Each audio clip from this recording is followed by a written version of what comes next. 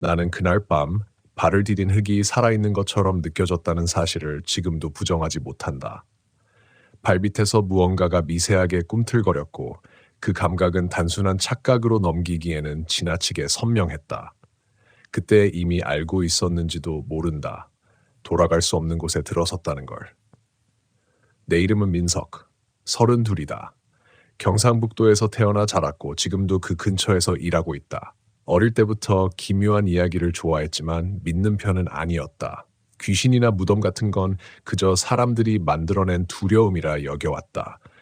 그런 내가 그곳에 가게 된 건 사실 별다른 이유가 아니었다. 회사 동료 정우는 나보다 2살 어렸고 밝고 겁도 없으며 괴담을 모으는 취미가 있었다. 어느 날 회식 자리에서 그가 말했다. 형, 진짜 이상한 데 하나 아는데 같이 가볼래요? 나는 웃어넘겼지만 그는 농담이 아니었다. 며칠 뒤에도 그 다음 주에도 같은 이야기를 꺼냈다.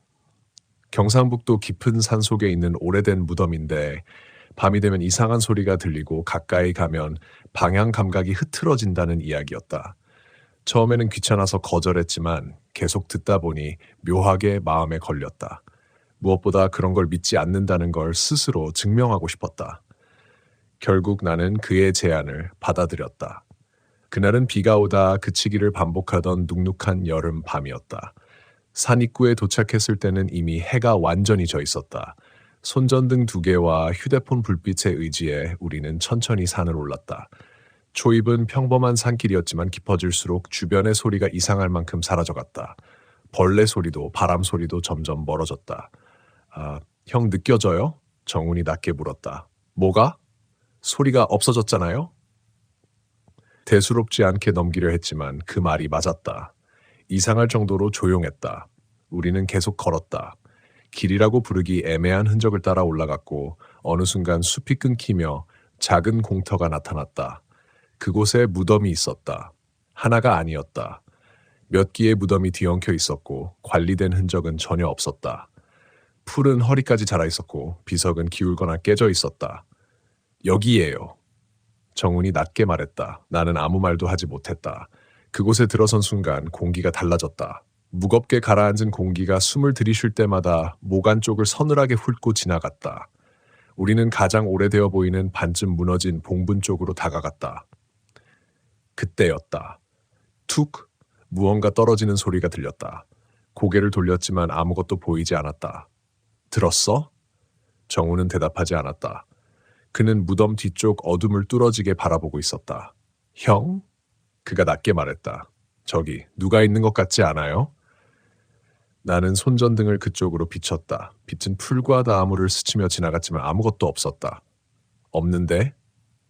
아까 분명 움직였어요. 그의 목소리는 장난기가 전혀 없었다. 나는 억지로 웃었다. 네가 먼저 겁먹는 건 처음 보는데 말이 끝나기도 전에 다시 소리가 났다. 이번에는 더 가까이에서 툭툭 누군가 흙을 가볍게 두드리는 것 같은 소리였다.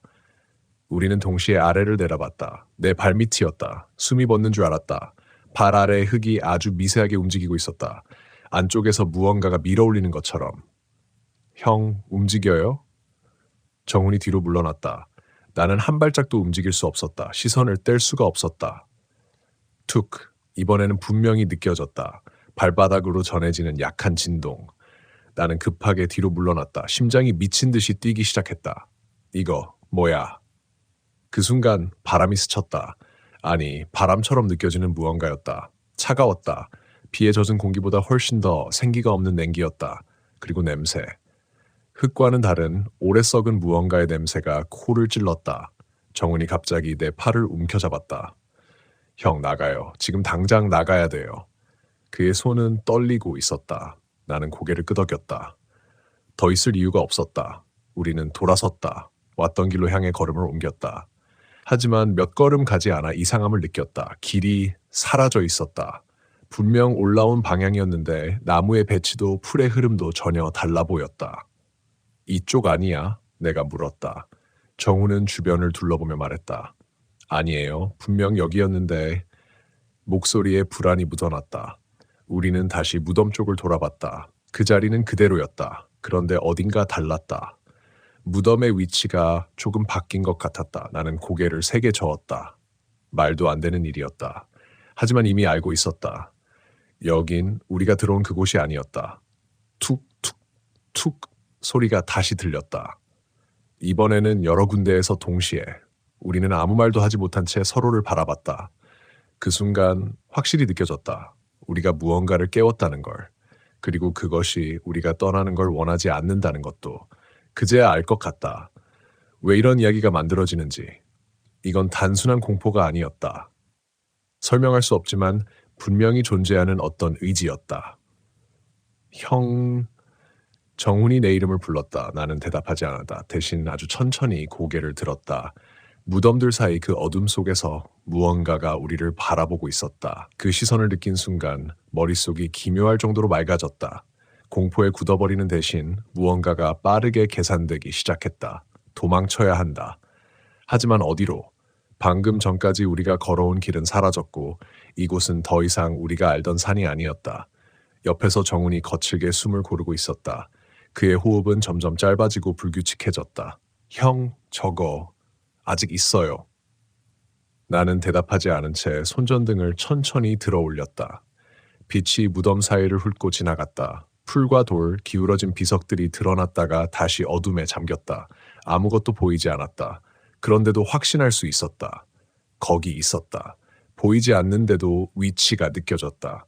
누군가의 시선이 꽂히는 방향이 분명하게 구분되는 것처럼 나는 일부러 고개를 돌렸다. 시선을 피했다. 이유는 알 수 없지만 계속 마주보고 있으면 안 될 것 같았다. 정훈아. 생각보다 차분한 목소리가 나왔다. 지금부터 내가 말하는 대로만 해. 그는 곧바로 고개를 끄덕였다. 뒤돌아보지 말고 한 방향으로 계속 걷는다. 뛰지 마. 넘어지면 끝이야. 알겠어요. 우리는 나란히 서서 아무 방향이나 정했다. 방향 감각은 이미 의미가 없었다. 중요한 건 멈추지 않는 것이었다. 첫 발을 내디뎠다. 발밑에 젖은 흙이 푹 꺼지며 신발을 붙잡았다. 두 번째 발. 툭! 바로 뒤에서 소리가 났다. 정훈이 숨을 삼켰다. 나는 그의 팔을 세게 붙잡았다. 뒤돌아보지 마. 그는 아무 말도 하지 않았지만 몸이 떨리고 있었다. 우리는 계속 걸었다. 툭! 툭! 툭! 소리는 점점 늘어났다. 하나가 둘이 되고 둘이 셋이 됐다. 방향도 일정하지 않았다. 왼쪽, 오른쪽, 뒤, 심지어 앞쪽에서도 들리는 것 같았다. 마치 우리가 중심에 서 있고 그 주위를 둘러싸듯 무언가가 동시에 움직이고 있는 것처럼. 나는 이를 악물었다. 동물일 수도 있다. 억지로 그렇게 생각했다. 고라니나 멧돼지 혹은 단순히 떨어지는 돌멩이. 하지만 리듬이 너무 일정했다. 마치 누군가 일부러 두드리는 것처럼. 정훈이 갑자기 걸음을 멈췄다. 형. 그의 목소리는 거의 들리지 않았다. 앞에. 나는 천천히 고개를 들었다. 그리고 숨이 멎었다. 앞쪽에 우리가 조금 전 지나온 것과 똑같은 무덤이 있었다. 형태도 기울어진 각도도 깨진 비석까지 똑같았다. 말이 되지 않았다.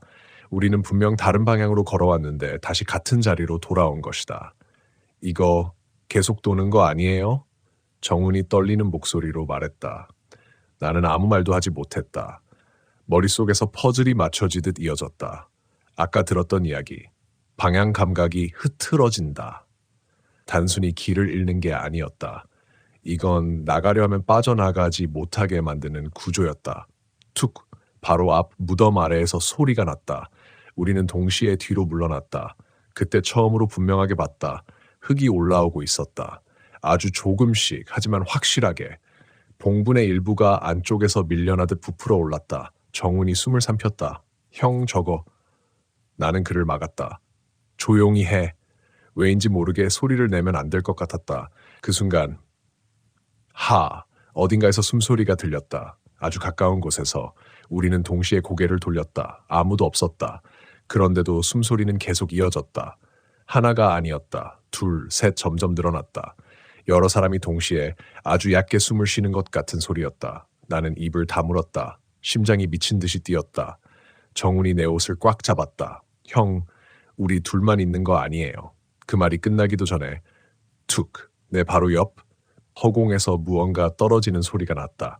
나는 반사적으로 그쪽을 봤다. 아무것도 없었다. 그런데 분명히 있었다. 형태는 없는데 존재만 있는 것. 그게 움직였다. 아주 천천히. 그리고 나를 향해 고개를 기울이는 느낌이 들었다. 나는 숨을 멈췄다. 눈을 떼야 한다고 생각했지만 몸이 말을 듣지 않았다. 그 순간 머릿속에 스치는 생각. 지금 나를 보고 있다. 논리가 아니라 확신이었다. 부정할 수 없는 직감. 정훈이 내 팔을 잡아당겼다. 형, 가요? 제발. 그제야 정신이 돌아왔다. 억지로 시선을 떼고 다시 걸음을 옮겼다. 이번에는 조금 더 빠르게, 하지만 뛰지는 않았다. 넘어지면 끝이라는 생각이 머릿속을 붙잡고 있었다. 우리는 숨도 제대로 쉬지 못한 채 계속 걸었다. 시간 감각이 무너졌다. 1분인지 10분인지 9분이 되지 않았다. 그러다 모든 소리가 멈췄다. 툭거리는 소리도 숨소리도 전부. 너무 갑작스럽게. 나는 걸음을 멈췄다. 정훈도 멈춰섰다. 형, 왜 이래요? 그의 목소리가 떨렸다. 나는 대답하지 않았다. 이 침묵이 더 위험하다는 걸 느끼고 있었기 때문이다. 아무것도 들리지 않는 상태. 그건 무언가가 준비하고 있다는 느낌을 줬다. 나는 천천히 주변을 둘러봤다. 어둠, 무덤, 그리고 사람. 순간 눈을 의심했다. 조금 떨어진 곳 무덤 사이에 누군가 서 있었다. 등을 보인 채 가만히. 전혀 움직이지 않고. 나는 숨을 죽였다. 정훈도 그것을 본 것 같았다. 그의 손이 더 세게 내 팔을 움켜쥐었다. 형, 저거 사람 맞아요? 대답할 수 없었다. 사람처럼 보이긴 했다. 하지만 너무 정지되어 있었다. 숨도 미세한 흔들림도 없이 그저 그 자리에 놓여 있는 것처럼. 그때 그 존재가 아주 천천히 고개를 돌리기 시작했다. 우리를 향해. 나는 본능적으로 알았다. 저 얼굴을 보면 안 된다. 절대로. 눈 감아. 나는 낮게 말했다. 정우는 아무 말 없이 눈을 감았다. 나도 눈을 감았다. 하지만 이미 늦은 것 같았다. 눈을 감기 직전 분명히 봤다. 그 얼굴이 사람의 것이 아니었다. 눈을 감았는데도 그 얼굴이 사라지지 않았다. 눈꺼풀 안쪽에 들러붙은 것처럼 형태 없이 번져가는 그림자처럼 계속 남아있었다. 나는 이를 악물고 숨을 죽였다. 지금 눈을 뜨면 안 된다는 생각 하나만 붙잡고 있었다.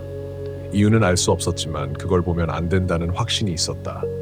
단순한 공포가 아니라 마치 어길 수 없는 규칙 같았다. 옆에서 정훈의 거친 숨소리가 들렸다. 짧고 끊기는 호흡. 그런데 그 사이에 다른 숨소리가 섞여 있었다. 아주 가까이에서. 나는 그대로 굳어버렸다. 눈을 감고 있는 사이에 그것이 움직였다는 걸 알았다. 조금 전까지는 떨어져 있었는데 지금은 바로 앞 아니면 바로 옆. 정확한 위치는 알 수 없었지만 단 하나는 분명했다. 가까워졌다. 나는 입술을 깨물었다. 머릿속이 어지럽게 뒤엉켰다. 지금 눈을 뜨면 어떻게 될까? 그 생각이 자꾸 떠올랐다. 확인하고 싶은 충동. 이게 현실인지 환각인지 눈으로 보면 끝날 것 같다는 이상한 확신. 하지만 동시에 확인하는 순간 끝난다는 느낌도 있었다. 두 감정이 서로 부딪히며 머릿속을 갈라놓는 것 같았다. 그때였다. 왜 왔어? 아주 낮은 목소리가 들렸다. 심장이 그대로 가라앉았다. 그 목소리는 바로 앞에서 들려왔다. 속삭임도 아니고 그렇다고 분명한 말투도 아닌 애매한 음성. 하지만 확실히 말이었다. 정훈의 숨이 멈췄다. 그도 들은 게 분명했다. 왜 왔어? 같은 말이 반복됐다. 조금 더 가까이에서. 나는 눈을 감은 채 겨우 입을 열었다. 길을 잃어서. 내 목소리는 이상할 정도로 건조했다. 감정이 전혀 실리지 않은 채 그냥 입에서 흘러나온 것 같았다. 잠깐의 침묵. 그 사이 공기가 더 차가워졌다. 숨을 들이마실 때마다 폐속까지 얼어붙는 느낌이 들었다. 그리고 거짓말. 그 목소리가 바로 귀 옆에서 들렸다. 나는 거의 비명을 지를 뻔했다. 숨이 막혔다. 분명히 움직였다.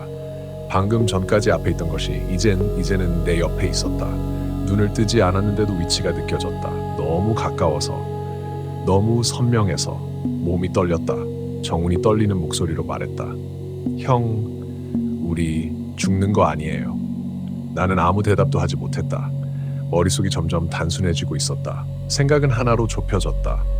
여기서 나가야 한다. 나는 이를 악물고 말했다. 셋 세면 뛰어. 정훈이 숨을 삼켰다. 눈은 감고. 짧은 정적. 나는 낮게 숫자를 셌다. 하나, 둘, 셋. 우리는 동시에 뛰기 시작했다. 눈을 감은 밑이 보이자 몇 번이나 넘어질 뻔했다. 나뭇가지에 걸리고 돌에 부딪히고 균형을 잃고 휘청였다. 그래도 멈추지 않았다. 뒤에서 무언가가 따라오는 느낌이 들었다. 소리는 없었다. 그런데 확실히 따라오고 있었다. 숨이 닿을 듯한 거리에서 계속 붙어오는 느낌. 나는 더 속도를 올렸다. 정훈도 거의 나에게 매달리듯 달리고 있었다. 얼마나 달렸는지 알 수 없었다. 숨이 완전히 넘어가기 직전 발밑의 감각이 바뀌었다. 흙이 아니라 단단한 바닥. 나는 눈을 떴다. 그리고 그대로 멈춰 섰다. 우리는 산 입구에 서 있었다. 올라오기 시작했던 바로 그 자리. 희미한 가로등 불빛 아래쪽에는 우리가 세워둔 차가 보였다. 한동안 아무 말도 할 수 없었다. 정훈도 마찬가지였다. 둘 다 숨을 헐떡이며 그 자리에 서 있었다. 나온 거야? 그가 겨우 물었다. 나는 대답 대신 뒤를 돌아봤다. 어둠뿐이었다. 아무것도 없었다. 소리도, 기척도. 조금 전까지의 일이 전부 거짓말이었던 것처럼 나는 길게 숨을 내쉬었다. 나온 것 같아. 그 말이 끝나자마자 정훈이 주저앉았다. 그는 땅을 짚은 채 고개를 숙이고 거칠게 숨을 몰아쉬었다. 나도 더 버티지 못하고 근처에 앉았다.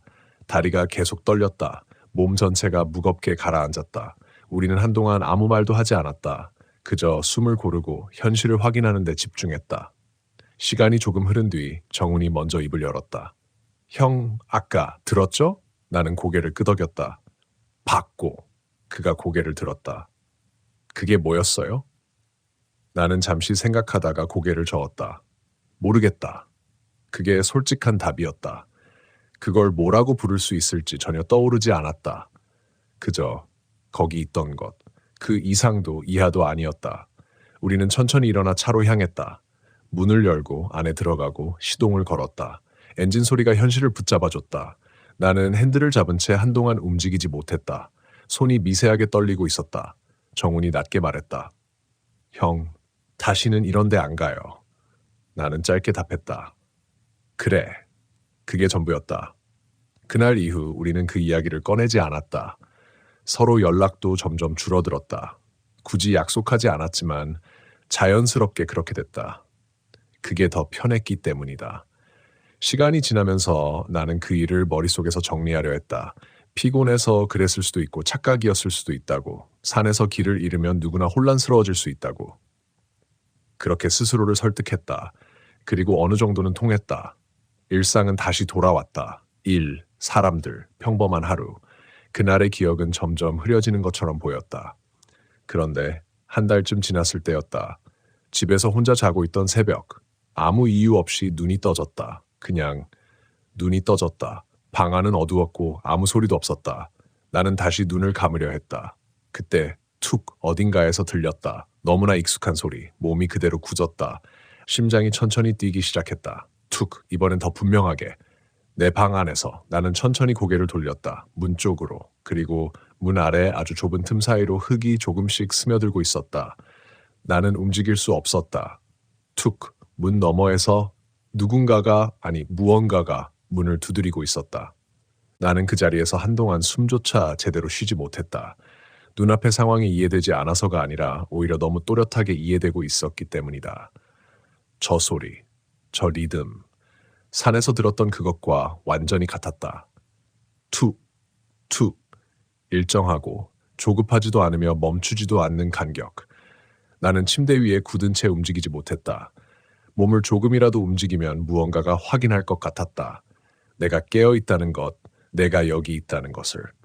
문 아래 틈으로 스며들던 흙은 천천히 그러나 분명하게 양이 늘어나고 있었다. 먼지처럼 흩날리는 게 아니라 바깥에서 누군가가 밀어넣는 것처럼. 툭, 툭. 이번에는 조금 더 강하게 들렸다. 나는 이를 악물었다. 말이 되지 않았다. 여긴 3층이고 문 밖은 단순한 복도다. 흙이 들어올 이유가 없다. 누군가의 장난일 가능성도 떠올렸지만 곧바로 스스로 부정했다.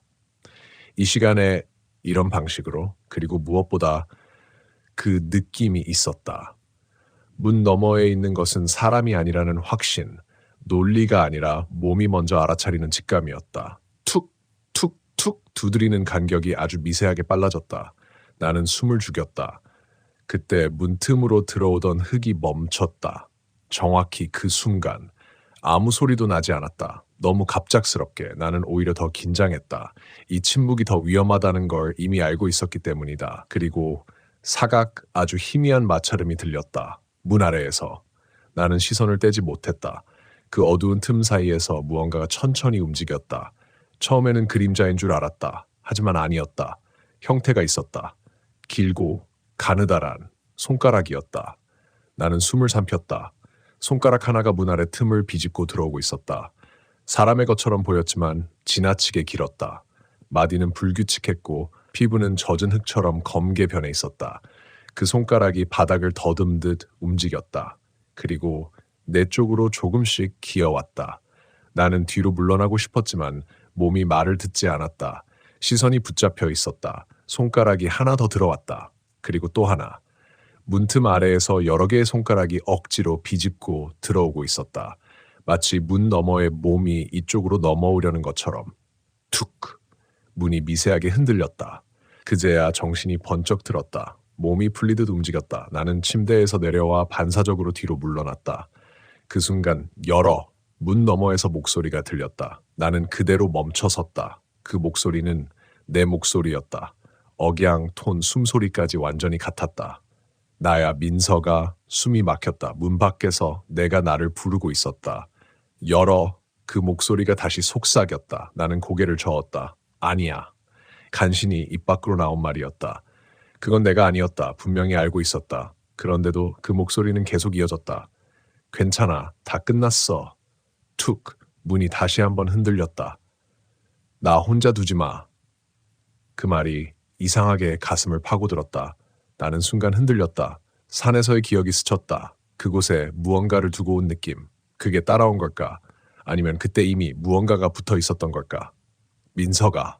이름을 부르는 소리가 더 가까워졌다. 문 바로 앞에서. 열어줘. 나는 이를 악물었다. 꺼져. 작게. 그러나 분명하게 말했다. 그 순간 모든 소리가 멎었다. 완전히. 나는 숨을 죽였다. 몇 초가 흘렀는지 알 수 없었다. 아무것도 들리지 않았다. 문 아래를 내려다봤다. 손가락은 사라져 있었다. 흙도 없었다. 아무 흔적도 남지 않았다. 나는 그 자리에서 한 발짝도 움직이지 못했다. 긴장이 풀리지 않았다. 그렇게 한참을 서 있었다. 그리고 툭! 등 뒤에서 소리가 났다. 나는 그대로 굳었다. 천천히 고개를 돌렸다. 방 안, 내 뒤쪽 벽. 원래 아무것도 없어야 할 곳. 그런데 벽 아래 바닥과 맞닿은 부분에서 흙이 조금씩 떨어지고 있었다. 나는 숨을 삼켰다. 툭! 또 떨어졌다. 그리고 그 틈이 아주 미세하게 벌어졌다. 나는 뒤로 물러났다. 미친 말이 새어나왔다. 벽이 안쪽에서 밀리고 있었다. 아주 조금씩. 마치 무언가가 그 안에서 바깥으로 나오려는 것처럼. 툭툭툭. 이제 소리는 벽 안에서 들렸다. 문이 아니라 방 안에서. 나는 더 이상 버티지 못했다. 뒤돌아서 문 쪽으로 달렸다. 손잡이를 잡고 그대로 열었다. 문은 아무 문제 없이 열렸다. 밖에는 아무도 없었다. 복도는 고요했고 불은 꺼져 있었다. 나는 숨을 몰아쉬며 밖으로 나왔다. 그리고 뒤를 돌아봤다. 내 방문. 조금 전까지 분명히 무언가가 안으로 들어오고 있었는데 아무 흔적도 없었다. 문틈도 깨끗했고 바닥에도 흙은 없었다. 나는 그 자리에 서서 멍하니 있었다. 머릿속이 따라오지 못했다. 꿈이었나? 그 생각이 스쳤다. 하지만 발바닥에 남아있는 축축한 감각, 손에 남아있는 문손잡이의 차가움, 그리고 그 냄새. 아직도 코 안에 남아있었다. 썩은 흙 냄새. 나는 천천히 고개를 들었다. 복도 끝 계단 쪽을 향해. 그리고 아주 잠깐 무언가가 움직였다. 사람처럼. 하지만 사람보다 길게 늘어진 그림자. 나는 그걸 보는 순간 확신했다. 그날 밤 우리는 산에서 무언가를 깨운 게 아니었다. 무언가를 데려온 거였다. 그날 이후로 나는 제대로 잠을 자지 못했다. 눈을 감기만 하면 그 문틈이 떠올랐다. 흙이 스며들던 틈, 그 틈을 비집고 들어오던 손가락, 그리고 내 목소리. 아무리 떨쳐내려 해도 머릿속에서 사라지지 않았다. 더 끔찍한 건 그게 단순한 기억이 아니라는 느낌이었다. 마치 아직도 계속되고 있는 일처럼. 처음 며칠은 억지로 버텼다. 출근도 하고 평소처럼 행동하려고 애썼다. 일부러 밝은 음악을 틀고 TV를 켜두고 불도 켠 채 잠들었다. 하지만 아무 소용이 없었다. 세 번째 밤이었다. 나는 방에 들어가기 싫어서 거실 소파에서 잠이 들었다. 불은 전부 켜둔 상태였고 TV에서는 계속 소리가 흘러나오고 있었다. 그런데 툭! 눈이 번쩍 떠졌다. 나는 그대로 몸을 일으켰다. 심장은 이미 빠르게 뛰고 있었다. 설마 숨을 죽이고 귀를 기울였다. 툭! 다시 들렸다. 이번에는 더 분명하게 방 안이 아니라 현관 쪽이었다. 나는 천천히 고개를 돌렸다. 현관문, 그 너머에서 누군가가 아니 무언가가 문을 두드리고 있었다. 툭! 툭! 나는 입술을 세게 깨물었다. 이건 꿈이 아니었다. 확실했다. 나는 조심스럽게 자리에서 일어났다. 발소리를 최대한 죽이며 현관 쪽으로 다가갔다. 문 앞에 서자 소리가 멈췄다. 너무 자연스럽게, 마치 내가 다가온 걸 알고 있는 것처럼. 나는 손을 들어 문고리를 잡았다. 차가웠다. 손바닥에 땀이 맺혔다. 열지 말아야 한다는 생각과 확인해야 한다는 생각이 동시에 올라왔다. 그때 민서가 문 너머에서 들렸다. 내 목소리. 나는 눈을 질끈 감았다. 왜 이래? 나도 모르게 중얼거렸다. 여기야. 그 목소리는 더 낮아졌다. 밖에 추워. 나는 순간 굳어버렸다. 그 말이 이상하게 현실적으로 들렸다. 말이 안 되는 걸 알면서도 정말 누군가가 밖에서 떨고 있는 것처럼 느껴졌다. 나는 고개를 세게 저었다. 아니야. 뒤로 물러났다. 아니야. 아니야. 같은 말을 반복했다. 그 순간 쿵! 문이 안쪽으로 크게 흔들렸다. 나는 거의 비명을 지를 뻔했다. 쿵! 한 번 더. 이번엔 더 세게. 문 전체가 울렸다. 나는 뒤로 비틀거렸다. 열어. 그 목소리가 낮게 깔렸다. 이전과 달랐다. 부드럽지 않았다. 열라고. 쿵! 세 번째 충격. 문이 부서질 듯 흔들렸다. 나는 공포에 질려 더 뒤로 물러났다. 더 이상 버틸 수 없었다. 그때 휴대폰이 울렸다. 갑자기 나는 놀라서 떨어뜨릴 뻔했다. 화면을 확인했다. 정훈이었다. 곧바로 전화를 받았다. 여보세요. 내 목소리는 거의 나오지 않았다. 전화 너머에서 거친 숨소리가 들렸다. 형, 나예요. 정훈이었다. 하지만 상태가 이상했다. 너 괜찮아? 나는 겨우 물었다. 그는 잠시 아무 말도 하지 않았다. 숨만 거칠게 쉬다가 형, 그거 왔어요? 나는 아무 대답도 하지 못했다. 이미 알고 있는 질문이었다. 문 두드리죠. 그가 말했다. 나는 눈을 감았다. 응. 정훈이 낮게 욕을 내뱉었다. 형, 나도야. 나는 그대로 굳어버렸다. 뭐? 지금 우리 집에도 있어요. 그의 목소리가 떨렸다. 계속 두드려요. 그 말이 끝나기도 전에 쿵! 내 쪽 문이 다시 흔들렸다. 나는 숨을 삼켰다. 전화 너머에서도 비슷한 소리가 들렸다. 쿵! 거의 동시에. 나는 입을 다물었다. 정훈도 아무 말이 없었다. 서로의 숨소리만 이어졌다. 그리고 그 순간 이상한 걸 깨달았다. 두 소리가 완전히 같은 리듬이었다. 같은 타이밍, 같은 간격. 나는 천천히 입을 열었다. 정훈아, 네. 문에서 뭐라고 해? 잠깐의 침묵. 그리고 형 이름 불러요. 나는 눈을 떴다. 뭐? 형 목소리로 계속 형 이름 불러요. 숨이 멎는 것 같았다. 나는 고개를 돌려 현관문을 바라봤다. 그 너머에서 민서가 내 목소리가 다시 들렸다. 나는 휴대폰을 꽉 쥐었다. 머릿속이 빠르게 돌아가기 시작했다. 이건 단순한 현상이 아니었다. 같은 무언가가 서로 다른 장소에서 같은 방식으로 우리를 부르고 있었다. 형, 정훈이 낮게 말했다.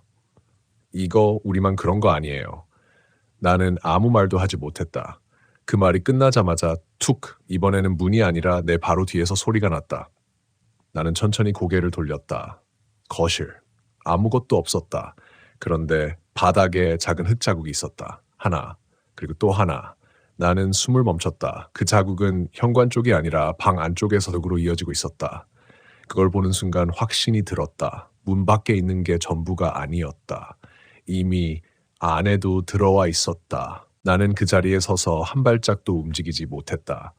현관문은 계속 흔들리고 있었고 전화기 너머에서는 정훈의 숨이 끊어질 듯 이어지고 있었다. 그런데 내 시선은 바닥에 찍힌 그 흙 자국에서 떨어지지 않았다. 하나, 그리고 그 옆에 또 하나. 젖은 흙이 눌린 흔적. 분명 발자국이었다. 사람의 것과 비슷했지만 어딘가 어긋나 있었다. 발 뒤꿈치는 길게 늘어져 있었고 발가락은 흐릿하게 퍼져 있었다. 마치 형태가 제대로 굳지 않은 채 찍힌 것처럼 그 자국이 내 쪽으로 이어지고 있었다. 나는 숨을 멈췄다. 형? 전화기 너머에서 정훈이 나를 불렀다. 대답할 수 없었다. 그 순간 발자국이 하나 더 생겼다. 아주 천천히. 툭! 아무것도 없는 바닥 위에 갑자기 눌린 것처럼 나는 그걸 똑똑히 봤다. 보이지 않는 무언가가 분명히 한 발짝을 내디뎠다. 심장이 미친 듯이 뛰기 시작했다. 말 좀 해요? 정훈의 목소리가 점점 높아졌다. 나는 겨우 입을 열었다. 안에 있어. 뭐가요? 들어왔어. 그 순간 전화기 너머에서도 정훈이 숨을 삼키는 소리가 들렸다. 형, 나도. 나는 눈을 질끈 감았다. 이건 끝난 게 아니었다.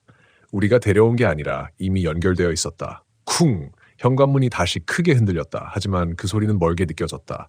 더 위험한 건 내 바로 앞이었다. 툭! 또 하나의 발자국. 이제 거리가 두 걸음도 남지 않았다.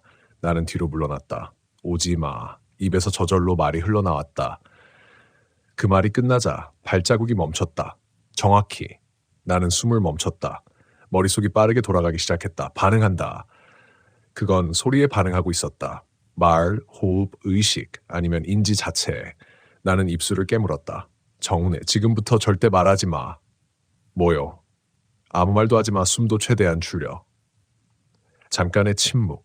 그리고 알겠어요. 그의 목소리는 거의 들리지 않을 정도로 작아졌다. 나도 숨을 죽였다. 현관문 소리도 멈췄다. 완전히. 집안은 기묘할 정도로 고요해졌다. 냉장고 소리도 TV 소리도 모든 것이 사라졌다. 마치 이 공간 전체가 소리를 기다리고 있는 것처럼. 나는 입을 다문 채 숨을 얕게 유지했다. 그리고 시선만으로 바닥을 바라봤다. 발자국은 움직이지 않았다. 그 자리에 그대로 멈춰 있었다. 시간이 멈춘 것처럼 1분인지 5분인지 감각이 흐려졌다. 그때 전화기에서 아주 미세한 소리가 새어나왔다. 하! 정훈의 숨. 아주 작았지만 그 순간 툭! 발자국이 하나 더 생겼다. 나는 눈을 크게 떴다. 반응했다. 확실했다. 그건 소리를 듣고 움직였다. 나는 입술을 세게 물었다. 이제 분명해졌다. 이건 단순히 쫓아오는 게 아니었다. 찾아내는 것이었다. 소리를, 존재를, 의식을, 그 모든 걸 통해 우리를. 나는 천천히 고개를 들었다. 아무것도 보이지 않았다. 그런데 바로 앞에 있었다. 느껴졌다. 공기가 달라졌다. 차갑게 가라앉았다. 그리고 아주 가까이에서 숨소리가 들렸다. 나는 눈을 감았다. 지금 뜨면 끝이다. 이유 없이 확신이 들었다. 그 순간 전화기 너머에서 형! 정훈이 크게 외쳤다. 나는 반사적으로 눈을 떴다. 왜? 말이 끝나기도 전 내 바로 앞? 아무것도 없던 공간에 얼굴이 있었다. 형태는 흐릿했다. 윤곽만 겨우 보이는 수준. 하지만 그 눈, 텅 비어 있으면서 분명히 나를 보고 있었다. 너무 가까웠다. 숨이 닿을 거리. 나는 그대로 굳어버렸다. 그것이 아주 천천히 입을 벌렸다. 그리고 내 목소리로 말했다. 찾았다. 나는 비명을 지르며 뒤로 넘어졌다. 그 순간 정적이 무너졌다. 모든 소리가 한꺼번에 쏟아졌다. 쿵! 현관문이 터질 듯 흔들렸고 전화기 너머에서는 정훈의 비명이 터졌다. 그리고 내 앞에 그것이 한 발짝 더 다가왔다. 나는 바닥을 기어가듯 뒤로 물러났다. 시선을 떼지 못한 채 그것의 형태가 점점 선명해졌다. 얼굴이 내 얼굴로 바뀌고 있었다. 완전히. 숨이 막혔다. 머릿속이 하얗게 비워졌다. 그때 하나의 생각이 스쳤다. 이건 나를 대신하려는 거다. 너무 자연스럽게 확신처럼 들어왔다. 나는 이를 악물었다. 꺼져. 간신히 내뱉었다. 그 순간 그것이 멈췄다. 정확히. 나는 그 틈을 놓치지 않았다. 벌떡 일어나 현관으로 달렸다. 문을 열었다. 그리고 밖으로 뛰어나갔다. 뒤를 돌아보지 않았다. 계단을 내려가고 건물을 빠져나오고 숨이 끊어질 듯 달렸다. 얼마나 달렸는지 모른다. 정신을 차렸을 때 나는 길 한가운데 서 있었다. 새벽 공기, 차 소리, 멀리서 들려오는 사람들의 기척. 현실이었다. 나는 그대로 무릎을 꿇었다. 숨을 몰아쉬었다. 살았다.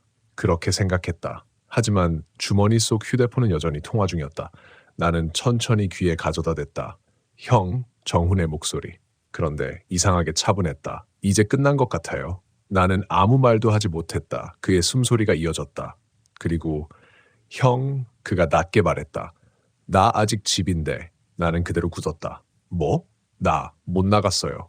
심장이 내려앉았다. 그 순간 전화기 너머에서 툭 그 소리가 들렸다. 아주 가까이에서. 그리고 정훈의 목소리가 아닌 다른 목소리가 작게 속삭였다. 둘이었네.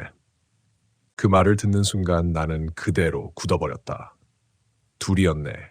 그건 정훈의 목소리가 아니었다. 그렇다고 완전히 낯선 목소리도 아니었다. 묘하게 섞여 있었다. 정훈의 톤과 내 목소리가 어긋나게 겹친 것처럼 나는 입을 열었지만 아무 말도 나오지 않았다. 목이 바짝 말라붙어 있었다. 전화기 너머에서 무언가를 끌어당기는 소리가 났다. 축축한 것이 바닥을 긁는 듯한 마찰음. 나는 숨을 삼켰다. 형, 정훈의 목소리가 들렸다. 하지만 이상했다. 너무 멀었다. 방금까지 귀 옆에서 들리던 것과는 달랐다. 마치 전화기 깊숙한 어딘가에서 끌려 나오는 소리처럼. 나는 이를 악물었다. 문은 닫혀 있어요. 그 안에 뭐 있어? 묻는 순간 이미 답을 알고 있는 기분이 들었다. 전화기 너머에서 숨소리가 이어졌다. 그리고 아주 작게. 있어요. 나는 눈을 감았다. 몇 개야?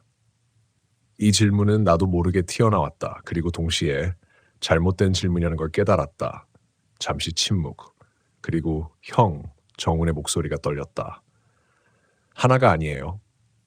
나는 말을 잃었다. 심장이 내려앉았다. 여러 개예요. 그 말과 동시에 전화기 너머에서 툭툭툭툭 그 소리가 다시 시작됐다. 하나가 아니었다. 여러 방향에서 동시에. 나는 숨을 죽였다. 정훈아 들어. 목소리를 최대한 낮췄다. 지금부터 아무 소리도 내지 마. 형, 눈 감고 숨 줄이고 움직이지 마. 잠깐 숨을 골랐다. 그거 소리 듣고 움직여. 전화기 너머에서 아주 조용한 호흡. 이해한 것 같다. 나는 말을 이었다. 절대 대답하지 마. 알겠어요. 그의 목소리는 거의 들리지 않을 정도로 작았다. 나는 길 한가운데 서서 그대로 굳어 있었다. 새벽 공기가 차가웠지만 전혀 느껴지지 않았다. 모든 감각이 전화기 너머에 쏠려 있었다. 시간이 흐르기 시작했다. 1초, 2초, 비정상적으로 느리게. 나는 숨도 제대로 쉬지 못한 채 귀를 기울였다. 그리고 점점 소리가 줄어들었다. 툭툭 간격이 길어졌다. 하나씩 멈추는 것처럼. 나는 희미한 기대를 품었다. 끝나는 건가? 그 순간 전화기 너머에서 형! 정훈이 작게 불렀다. 심장이 철렁 내려앉았다. 말하지 말라고 했는데 하지만 그는 멈추지 않았다. 형! 하나가. 목소리가 떨렸다. 나랑 똑같이 생겼어요. 나는 눈을 떴다. 뭐? 나처럼 서 있어요. 나는 아무 말도 할 수 없었다. 그 상황이 너무 익숙했기 때문이다. 그리고 그가 이어 말했다. 다른 하나는 그때 전화기 너머에서 뚜벅. 처음으로 발소리가 들렸다. 천천히 가까워지는 소리. 정훈의 숨이 거쳐졌다. 형, 걔가 뚜벅 걸어와요. 나는 이를 악물었다. 정훈아, 조용히. 그 말이 끝나기도 전에 전화기 너머에서 야! 정훈의 목소리가 들렸다. 하지만 그건 정훈이 아니었다. 톤이 달랐다. 너무 또렷했고 감정이 없었다. 거기 있지? 나는 숨을 멈췄다. 그 목소리는 전화기에서가 아니라 내 바로 뒤에서 들렸다. 나는 아주 천천히 고개를 돌렸다. 그리고 거기 있었다. 길 한가운데 가로등 아래 정훈이 서 있었다. 나는 숨을 삼켰다. 겉모습은 완벽하게 정훈이었다. 얼굴, 옷, 자세 모든 것이 같았다. 그런데 눈이 비어 있었다. 아무것도 담고 있지 않은 눈.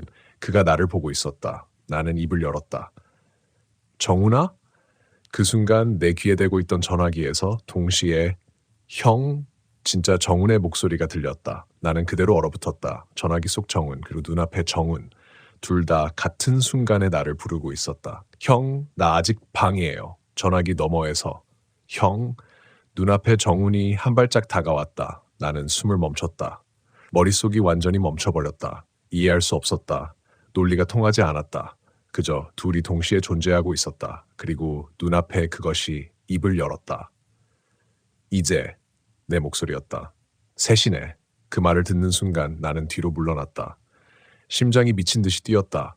도망쳐야 한다. 그 생각 하나만 남았다. 나는 그대로 돌아서 달리기 시작했다. 뒤에서 발소리가 들렸다. 뚜벅, 뚜벅, 일정한 간격. 쫓아오는 게 아니라 따라붙는 것처럼. 나는 뒤를 돌아보지 않았다. 절대로. 숨이 끊어질 것 같았다. 머리가 울렸다.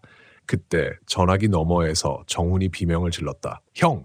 나는 멈출 뻔했다. 하지만 멈추지 않았다. 문 열렸어요. 나는 달리면서 소리쳤다. 나가지 마! 형! 안에서. 그 순간 전화가 끊겼다. 뚝. 나는 그대로 멈춰섰다. 숨이 막혔다. 정훈아? 대답은 없었다. 완전한 정적. 나는 천천히 고개를 들었다. 그리고 깨달았다. 뒤에서 들리던 발소리가 사라졌다는 걸. 완전히.